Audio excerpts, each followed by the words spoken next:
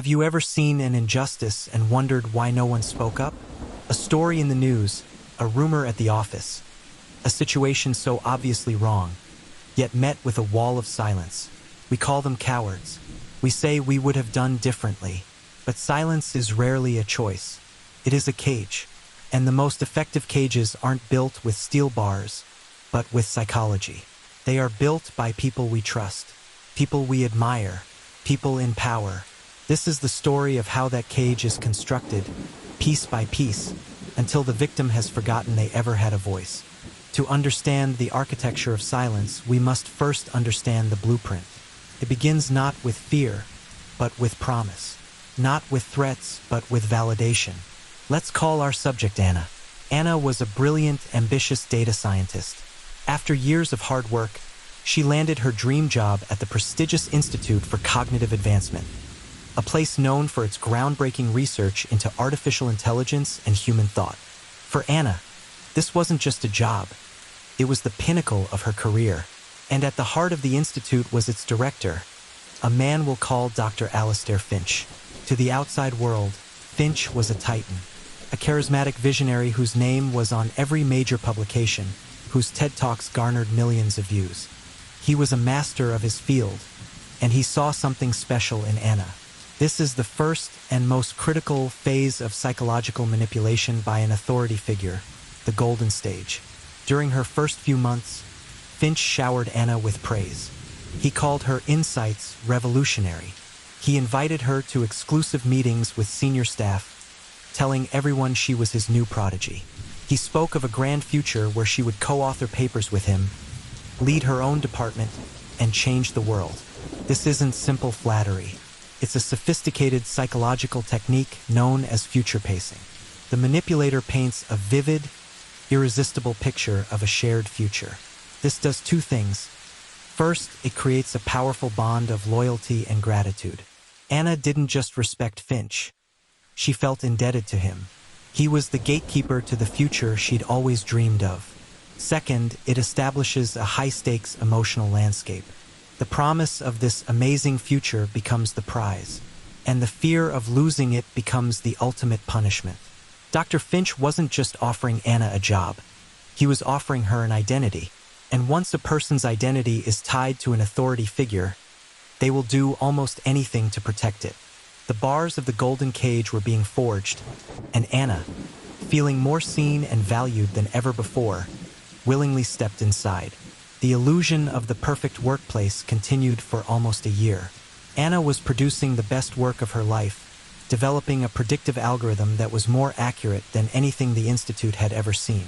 She poured her heart and soul into the project, codenamed Cassandra. One evening, while preparing for a major presentation, she stumbled upon a draft of an upcoming research paper authored by Dr. Finch. Her blood ran cold. The core of the paper, the central breakthrough, was her Cassandra algorithm, rebranded, repurposed, and presented as his own solitary discovery. There was no mention of her name. Not in the byline, not in the acknowledgments, not even in a footnote. Her first instinct was confusion, not anger. It had to be a mistake, a misunderstanding. She trusted Finch. He was her mentor.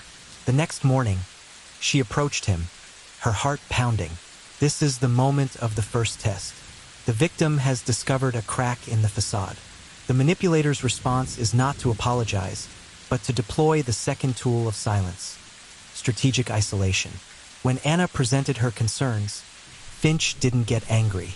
He smiled, a patient, fatherly smile. He told her she was absolutely right to bring it to him. But then he began to weave a new narrative. "This is just an early draft, Anna," he said. "The politics at this level are incredibly complex. A junior researcher's name on a paper this big could get it buried in peer review. I'm protecting the project. I'm protecting you." He was framing his betrayal as an act of protection. But he didn't stop there. He began to subtly poison her professional relationships. He would tell Anna that her colleague Mark was concerned about her progress. Then he would tell Mark that Anna was struggling to collaborate. He scheduled critical one-on-one meetings with Anna that conflicted with her usual team lunches. He created a new, elite project team consisting only of himself and Anna, cutting her off from the daily camaraderie and information flow of her former department. Isolation is a powerful psychological solvent. It dissolves a person's support system, their sounding board, their reality check. Without colleagues to confide in, Anna had no one to ask, "Is this normal? Am I crazy?" Her world began to shrink until the only person whose opinion mattered, the only person she could turn to for guidance, was the very person who was exploiting her. Dr. Finch. He had become her sole source of professional reality. With the cage built and the victim isolated inside it, the manipulator can now begin the most destructive phase of all. Anna tried to push back again. She compiled an email with dates, code snippets, and early drafts, irrefutable proof that the Cassandra project was hers. She requested another meeting. She was determined to stand her ground. This is when Dr. Finch activated the gaslighting engine. Gaslighting is a term we hear often, but its clinical function is terrifyingly specific. It is the systematic process of eroding a person's perception of reality, making them doubt their own memory, judgment, and sanity. For an authority figure, it is the ultimate weapon. In their meeting, Finch looked at her evidence with a furrowed brow. He didn't deny it. He reframed it.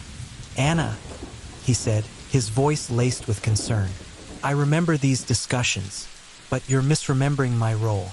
I gave you the foundational concepts, the core architecture. You were a brilliant technician, yes, but you were executing my vision.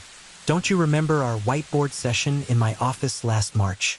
Anna had no memory of such a session, but Finch was so confident, so detailed. He described the color of the markers, the specific equations he'd written. For a terrifying moment, she questioned herself. Did that happen? Am I misremembering? He would then escalate. He started to question her competence, always under the guise of mentorship. He'd review her work and say, "This is good, Anna, but it's missing the spark it used to have. Are you feeling all right? You seem a bit stressed lately." He would move files on the shared server, and then, when she couldn't find them, he'd say with a sigh, "You have to be more organized, Anna. Details matter." He was creating a feedback loop of self-doubt. Every mistake he engineered became further proof of her supposed incompetence. Every instance of her confusion became evidence of her stress and unreliability. This is the insidious genius of gaslighting. It's not about winning an argument. It's about disqualifying the opponent from even participating in the argument. By making Anna believe she was unreliable, emotional, and confused, he was invalidating her claim before she could even make it. Her proof didn't matter because she, the presenter of the proof, was now considered a faulty instrument. Her confidence, once her greatest asset, was being systematically dismantled. She stopped trusting her own mind. The silence was no longer just external. It was beginning to grow inside her. Broken down and confused, Anna retreated. She stopped fighting and tried to simply survive, to do her work and stay invisible. But the paper was moving toward publication. The theft was about to become permanent. In a final act of desperation, she considered an anonymous tip to a journalist or a competing institution. This is when the manipulator moves from subversion to intimidation. This phase is about demonstrating consequences. It's about making the cost of speaking out seem catastrophic. It's the deployment of veiled and overt threats. Dr. Finch, who seemed to have an almost psychic sense of her intentions, called her into his office. His tone was no longer fatherly. It was cold steel. He began by talking about a former employee, a researcher who had left the institute a few years prior. "A brilliant fellow," Finch said, staring directly into Anna's eyes. "But he was disloyal. He thought he could take his work with him. A terrible misunderstanding." He paused, letting the silence hang in the air. "Of course," he continued, "we had to protect the Institute's intellectual property. The legal battle was unpleasant. It ruined his reputation. No one in this industry would touch him. I hear he's teaching high school now. A tragic waste of a great mind." This was a veiled threat. He never mentioned Anna. He never said, "This will happen to you." He didn't have to. He had just painted a crystal-clear picture of her future if she crossed him. He was leveraging his authority not just within the institute, but across the entire industry. He was reminding her that his power extended far beyond these walls. He could blacklist her. He could erase her career. And then came the overt threats. He brought up her employment contract. "You know, Anna," he said, casually flipping through a file on his desk, "that non-disclosure agreement you signed is incredibly comprehensive. Any breach, any unauthorized discussion of proprietary research, the financial penalties are severe. It would be a shame for someone so young to be saddled with that kind of debt." Now the cage had an electric fence. On one side was professional ruin and public humiliation. On the other hand, financial devastation. The choice he was giving her was no choice at all. It was a command disguised as a warning. The fear was no longer a vague anxiety. It was a concrete, terrifying reality. He had shown her exactly how he would destroy her, using the very systems, legal contracts, professional networks, that were supposed to ensure fairness. He was showing her that power, in the hands of a manipulator, can turn any tool into a weapon. In what she knew was her last stand, Anna decided to trust the system. The Institute had a robust HR department and a formal grievance process. It was designed for exactly this kind of situation. She would follow the rules. She would present her case. She believed that even if Finch was corrupt, the institution itself was not. This is a common and often tragic miscalculation, because the most sophisticated manipulators do not fight the system. They co-opt it. This is the stage where the authority figure weaponizes bureaucracy. Anna filed her official complaint, and the institutional machinery whirred to life, but not in the way she expected. The first HR meeting was not with a neutral arbiter. It was with the head of HR and the Institute's in-house counsel, and Dr. Finch, who had been graciously invited to share his perspective. He was not positioned as an accused party, but as a partner in the fact-finding process. Here, the authority figure often employs a devastatingly effective tactic known as DARVO. It's an acronym for deny, attack, and reverse victim and offender. First, deny. Finch flatly denied any wrongdoing. He claimed the Cassandra Project was a long-term institutional endeavor that predated Anna's arrival. Second, attack. He then attacked Anna's credibility, character, and competence. He presented her performance reviews, which he had written, praising her early work but noting her recent stress and disorganization. He expressed deep concern for her well-being, suggesting she was not coping well with the pressures of high-level research. He was framing her legitimate complaint as a symptom of her personal instability. Finally, and most cruelly, reverse victim and offender. Finch positioned himself as the true victim. He spoke of how painful and disruptive these baseless accusations were.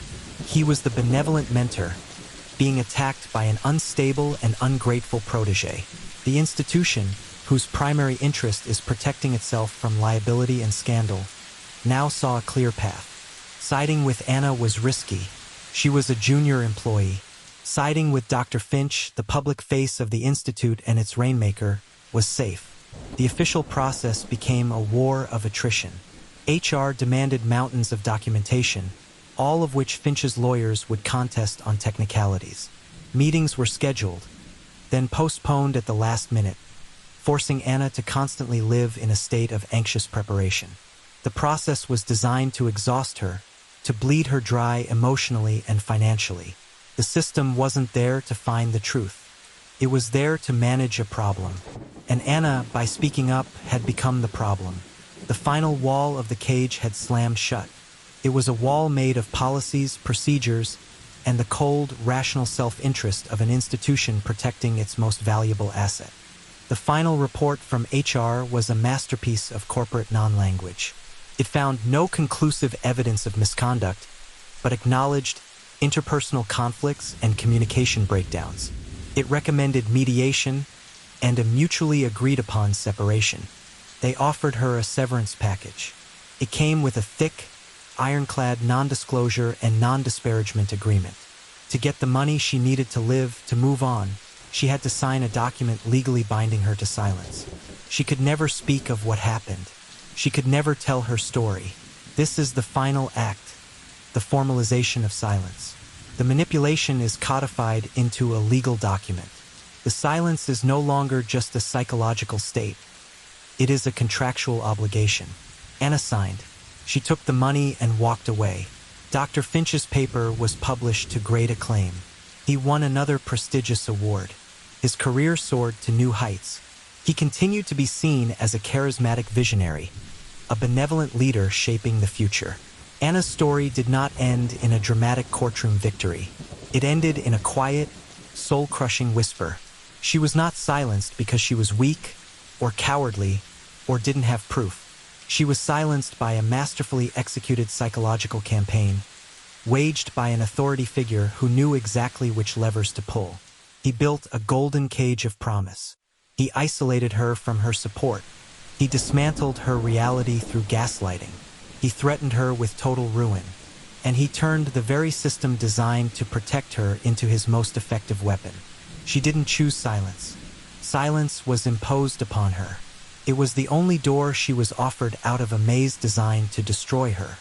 Anna's story is a composite, a narrative built from the common patterns seen in countless real-world cases. But like all such stories, the most important parts are what remain in the shadows.